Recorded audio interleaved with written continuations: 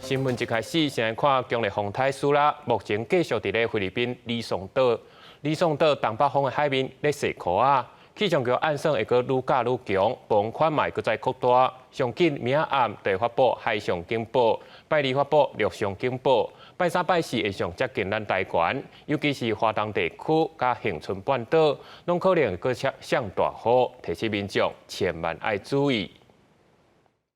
强烈风台苏拉风台眼清楚看会到，持续伫菲律宾李松岛东北方的海面，以每点钟12公里的速度慢慢啊向东过来。气象局预测未来强度有小可增强，而且暴风圈有小可扩大的趋势。为上升的路线来看，28早起会开始东北向西北往台湾挖近，上紧28暗时会发布海警，拜二发布陆警，拜三甲拜四进前是风台上挖近台湾的时阵。它今天是以逆时针方向旋转的这个路径。大概在24到72小时这段时间呢，它还有可能会略微的增强。以路径来看的话，有机会通过台湾南端附近。根据台湾国家灾害防救科技中心回整的各个风台路线预测显示，包括日本、欧洲模式这预报路线，拢认为差不多4成至5成机会是伫台东南部到恒春半岛中登陆。美军的模式路线认为可能为台湾南方的巴士海峡通过。气象专家表示，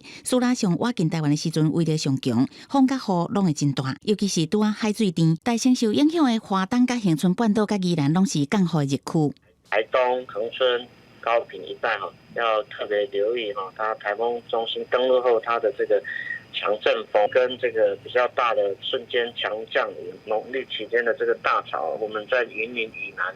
沿海低洼地区要注意所造成的这个海水倒灌的现象可能会很明显。气象局预测一直到9月初1、初2，风台才会慢慢离开。若是关岛附近的热带性低气压，未来原有可能发展做轻度风台海葵，对苏拉风台原有可能有互相影响，必须要注意。记者综合报道。